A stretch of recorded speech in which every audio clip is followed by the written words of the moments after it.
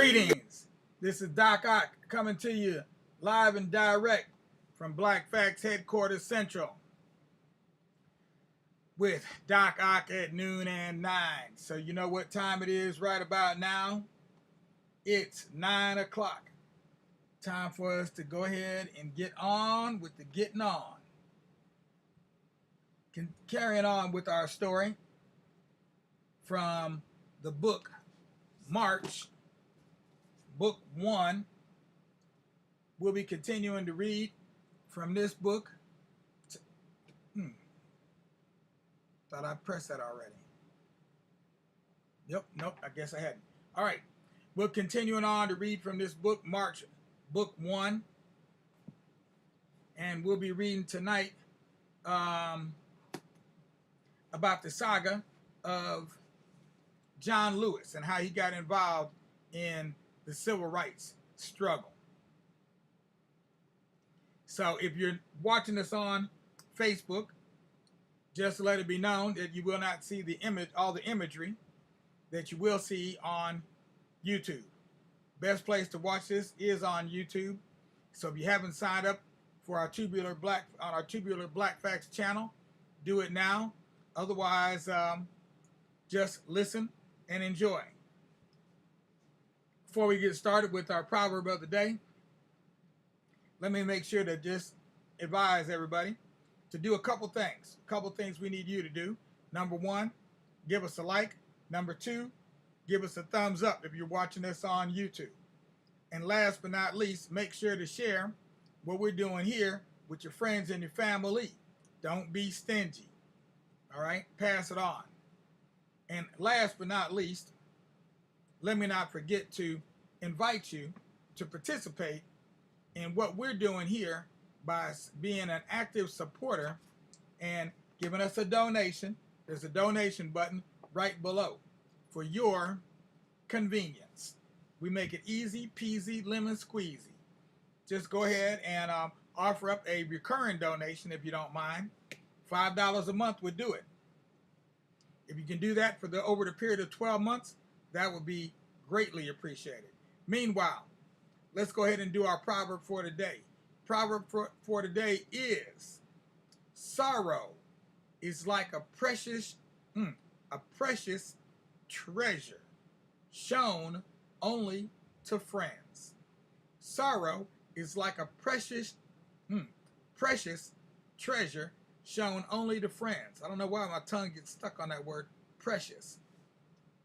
For some reason, I don't want to say precious tonight. All right. And that is a proverb from Madagascar, the big island off the coast of Southeast Africa. All right. So let's pick up where we left off last night from in the book March, Book 1. And we can easily do that by making a little transition right over here. There you go. Now, if you're on YouTube, you can now see what the book. This is a graphic novel. For those of you who are not aware, we're reading from a graphic novel, March, Book 1. It's a 3-part trilogy. We're only going to read from Book 1, so we've got a few more nights that we'll be reading from this book, from this trilogy. We're not going to read the whole thing because that would be a gross infringement on the copyright of the producers of the book. But we wanted to read just enough to give you an inkling as to what's in the trilogy and hopefully interest you in getting a copy for yourself and reading the rest for yourself. In the meanwhile, we're with John Lewis back in the day. He's working with people like Diane Nash and James Bevel. And right now he's a student at in Nashville, Tennessee. Okay, he's a student in Nashville, Tennessee, a college student, and they're going out and they're doing these peaceful demonstrations to try to bring the era of Jim Crow to an end. Jim Crow was the era when black folks had to follow a whole heap of rules, oftentimes unwritten, but sometimes they'd write it out for you. colored only, meaning that you couldn't drink from this water fountain or that water fountain, or you couldn't go in this bathroom or that bathroom, etc., etc., etc.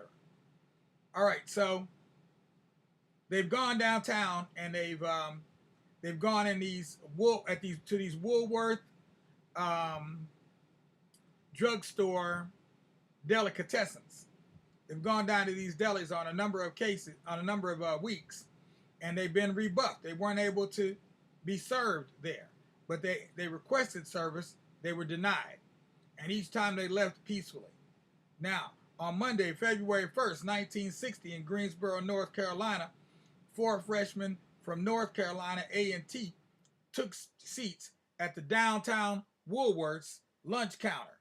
One of them had read the FOR comic about Dr. King and Montgomery, which got them talking about nonviolent action. I'm sorry, but it's against store policy to serve colored people.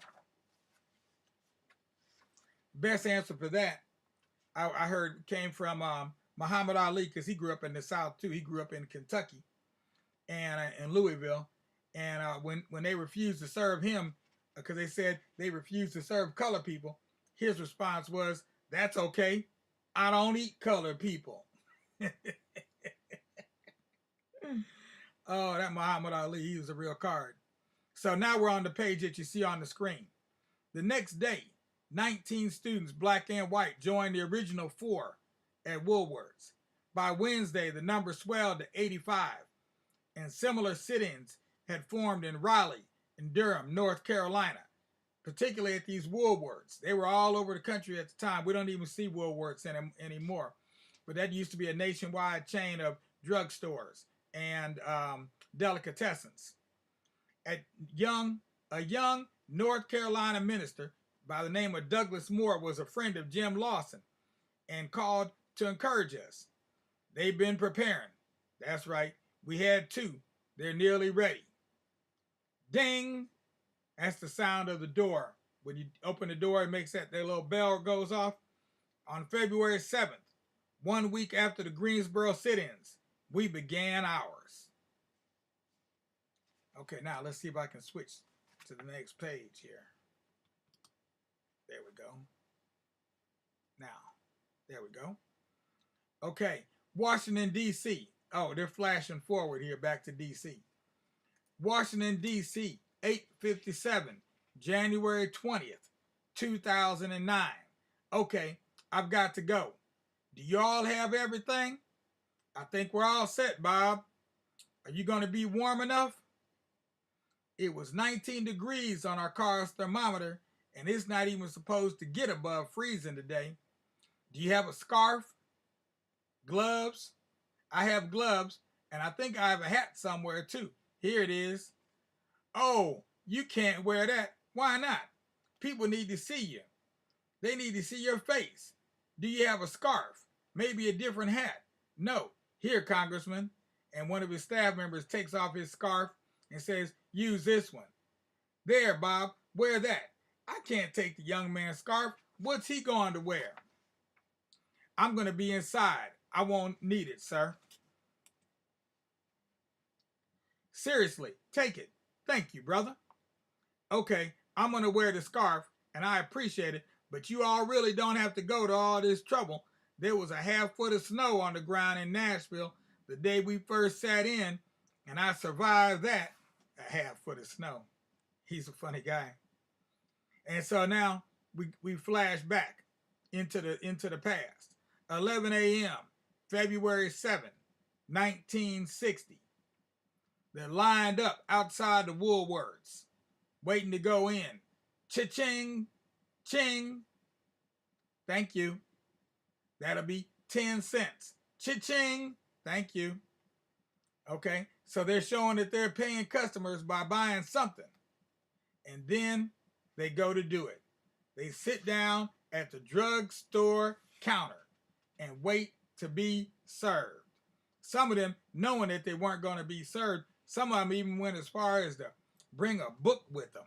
Oops, wait a minute. Behind on my pictures, there you go. Some of them, knowing that they weren't going to be served, even went so far as to bring a book with them. So they'd have something to do while they sat there and basically took up all the seats. So nobody else could sit down. Now, you go into somebody's store and take up room, or somebody's restaurant and you take up space, and you can't and they can't serve you, or you can't spend no money, especially if you do it at noon. They don't really appreciate that. And what time did they leave? They said they left 11 a.m. So we're going right into the noon hour, which it would be a busy time for them, because people that are at work want to go get something to eat. People shopping want to go get something to eat. So as we flip the pages here, we go back into the kitchen. Oh my God, here's the niggas. Ma'am, may we be served? We don't serve niggas here. The white man gets up and leaves. Then they put a sign up, counter closed. Okay. Then somebody turns off the lights on. So they close the counter. They turn the lights off on them. And now they're sitting there in the stone cold darkness inside the Woolworths, and they don't budge. Is everyone okay? Is everyone okay? Fine, John. A little hard to read in the dark, but we're getting enough through the windows to make do. We sat in that eerie quiet for several hours. Eventually, the calm was broken. What the hell is this? Some white men say. Niggas, go home. What are y'all even doing here? Get out of here, niggas. Y'all don't belong. But after a while, they wore themselves out, and then they left, mumbling. At about 6 that evening, word came that it was time to go. When we got back to First Baptist Church, it was like New Year's Eve. The other teams at Kresge was another national chain like Kmart. I think Kmart came out of might have merged with Kresge's. And McClellan's had been just as successful. That waitress was so scared, so nervous, she didn't even know what to do. Her hands were shaking, and she started dropping dishes right on the floor. You wouldn't believe it, Diane. When we went to use the ladies' room, the whites only ladies' room, by the way. Ah! Negroes everywhere. Ah! The white women went running all up out the bathroom. Okay.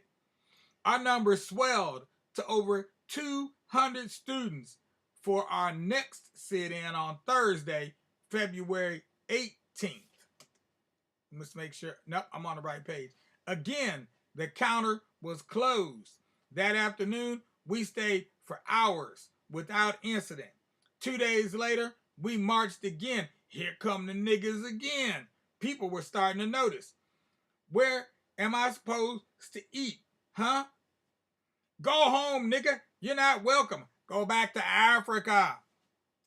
Yeah, that's a familiar cry. They always say that, but then when you ask them to pay for the ticket, they don't want to pay for the ticket. That night, Jim Lawson asked to meet with the Central Committee. The store owners are asking for a moratorium on the sit-ins. They say they need some time to put together a proposal. So we agreed to wait. By the end of the week, we'd heard nothing. So we decided that Saturday we would sit in again. Ticket, tacket, ticket, tacket, ticket. That's the sound of typing on a typewriter. When that's one of them old typewriters where you really had to have finger strength. You had to do exercise and everything just to get ready to type on that thing, because you're going to have to mash them keys down. Our numbers were multiplying so fast that hundreds of volunteers had not yet been trained in the way of nonviolence. So I wrote up a basic list of do's and don'ts to be distributed.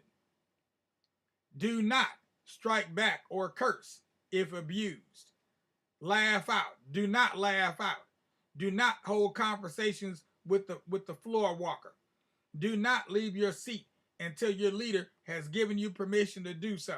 Do not block entrances to stores outside or the aisles inside. Do show yourself friendly and courteous at all times. Do sit straight, always face the counter.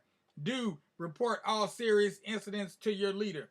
Do refer information seekers to your leader in a polite manner.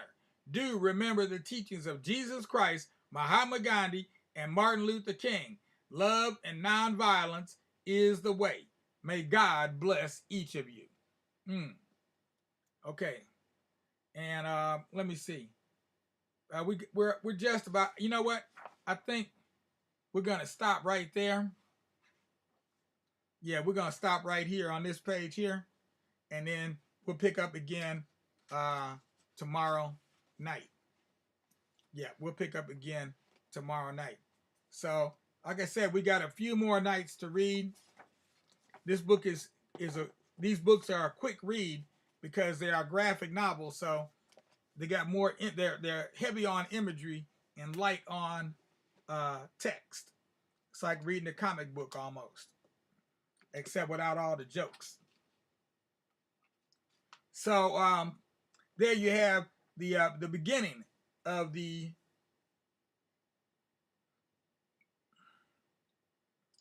of this particular phase of nonviolent action, direct action, nonviolent direct action. In terms of sit-ins, we did lay-ins, we did die-ins, we did all kind of things, trying to get the government to recognize what should have been recognized already, since we're all considered to be citizens, which is our civil rights. Trying to get those rights to be recognized. And in the end, it makes you kind of wonder, was it all worth it? Because here we are again in the year 2021, still fighting for those same basic rights, like this, the right to vote, the right to cast a ballot. And we're right in the midst now of a process where people are doing everything they can to make it so difficult for us to vote that we'll just give up and go home. Well, these students had a difficult time, but they refused to give up and go home. They continued on in spite of all odds. So, what do you think we should do? That's just something for y'all to think about. Meanwhile, all you little children out there, it's time to lay your little head on your little pillow, on your little bed, close those eyes, and wait for that sun to rise. And when you see that big old ball all up in the sky, and those light beams are beaming down on your eyes, you know right then it is time for you to go ahead and rise and shine. Oh, chillin' of mine. But in the meantime, rest your weary eyes, because you're going to need strength to face the dawn of the new day tomorrow. As for you adults, y'all already know what to do. We've been reading from this book, and we're continuing on with our stories, our reading in the book, The Autobiography of Malcolm X. We'll be picking this black up on tomorrow. So check it out. If you didn't catch the videos we posted up earlier today, catch the videos on the playlist, Malcolm X Speaks. We're trying to share as many videos of Malcolm X speaking directly himself. And we try to show as many of those videos as we can in their entirety, if we can. If not, we can play segments. Okay? So we're doing as much as we can, as often as we can, and sharing it with as many people as we can. Your role is to go ahead and spread the word. And in the meanwhile, give us a like if you've seen us on Facebook. Give us a thumbs up if you're looking at us on YouTube. And also, remember, we do need financial support. We are not funded by grants. We're not funded by no foundations. We are, this is our job. We are making this our business. It might not have been our business, but we're making it our business. And we're putting all funds that are donated into the business. So If you like what you see and you like what you hear, make a recurring donation. I know most people aren't familiar with that kind of donation. That means every month, $5 comes to us. $5. By doing that, it helps to regularize our income so we can begin to plan activities and do even more. In the meanwhile, peace out without a doubt. Be black here tomorrow at noon. We'll see you then. Peace out without a doubt. And let me just give a wave to Brother Ansar Ibn Bustamante. All right. And